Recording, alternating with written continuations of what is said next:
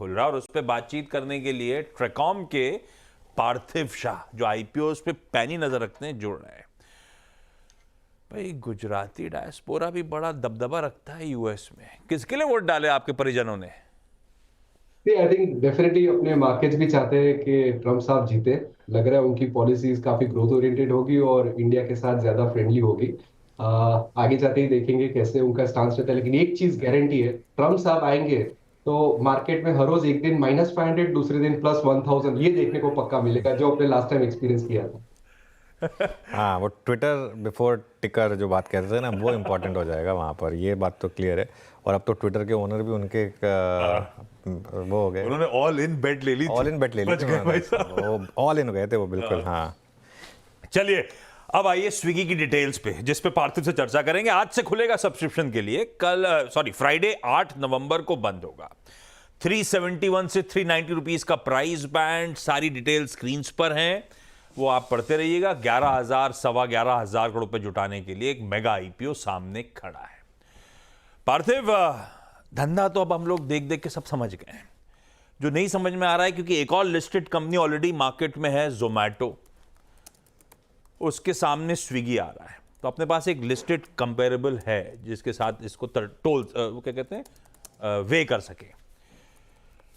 Steep discounts पे आ रहा है इवेंचुअली, ये पता है, पर है loss making, path to profitability का आइडिया नहीं है और उससे छोटे साइज की कंपनी है।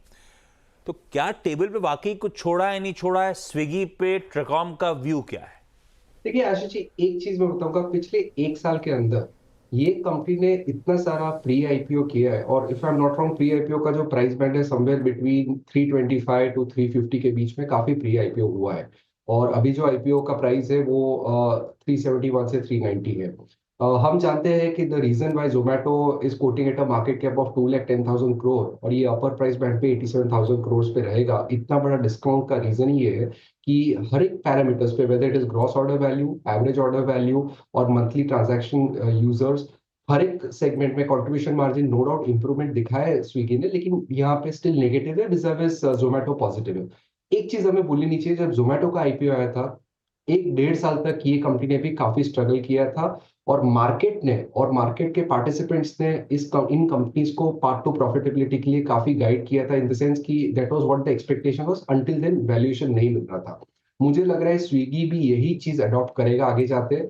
आइडियली मुझे लग रहा है कि अगर इन्वेस्टर्स को, ऐसा जरूरी नहीं कि आईपीओ में ही भर के रश करें, मार्केट में अगर प्राइसिंग में अगर 335 330 के आसपास अगर मिलता है किसी को, तो यहाँ पे पोजीशन बढ़ा सकते हैं। आईपीओ में लिस्टिंग गेन्स डेफिनेटली टेपेड रहेगा, बिकॉज मार्केट हमेशा स्केप्टिकल रहता है कि यहाँ से इंप्रूवमेंट कैसा देखेंगे, लेकिन डेफिनेटली काफी इंटरेस्ट है। ये पूरा जो फूड सेगमेंट है, डिलीवरी सेगमेंट है और क्विक कॉमर्स सेगमेंट है, ये 25 टू 30% का ग्रोथ एक्सपेक्ट कर सकते हैं। आइडियली वैल्यूएशन किसका ज्यादा रहेगा विल बी बेस्ड अपॉन कौन कितना मार्केट शेयर गार्नर कर सकता है। मुझे लग रहा है कि स्विगी के पास ये क्षमता है कि it will show path to profitability and can give good run for the money to people like Zomato. बिल्कुल। खैर, सही बोल रहे हैं पार्थिव, लेकिन पता है मुझे लगता है कि ये जो गैप है ना, ये इवेंचुअली एक अपॉर्चुनिटी बन के आएगा आपके लिए। मतलब ये जो जोमेटो के कंपैरिजन में स्विगी हाँ, डिस्काउंट मतलब इतना ज़्यादा जो गैप है, देखिए जोमेटो हर पैमाने पे बेटर है, हाँ। इसमें कोई डाउट नहीं है। मार्केट शेयर हो, चाहे परसेप्शन हो, चाहे जो मर्जी हो, सब में बेटर है, इसमें कोई डाउट नहीं है। लेकिन बिजनेस तो वही है, दोनों के सेम है। और आई थिंक इवेंचुअली स्विगी भी प्रॉफिट मेकिंग होगा। और ये एक मेरे ख्याल से तो आईपीओ इन्वेस्टर का भी पैसा बनेगा, और लिस्टिंग के बाद लगाएंगे तब भी बनेगा पैसा, क्योंकि कुछ छोड़ा है टेबल पर।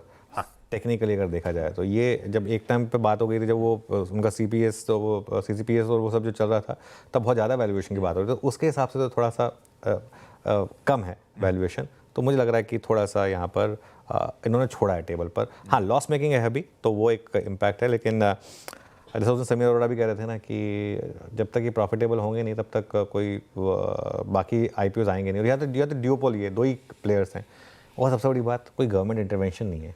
हाँ। तो वो एक और रीज़न है कि मुझे लग रहा है कि इवेंचुअली प्रॉफिटेबल होंगी ये कंपनियाँ।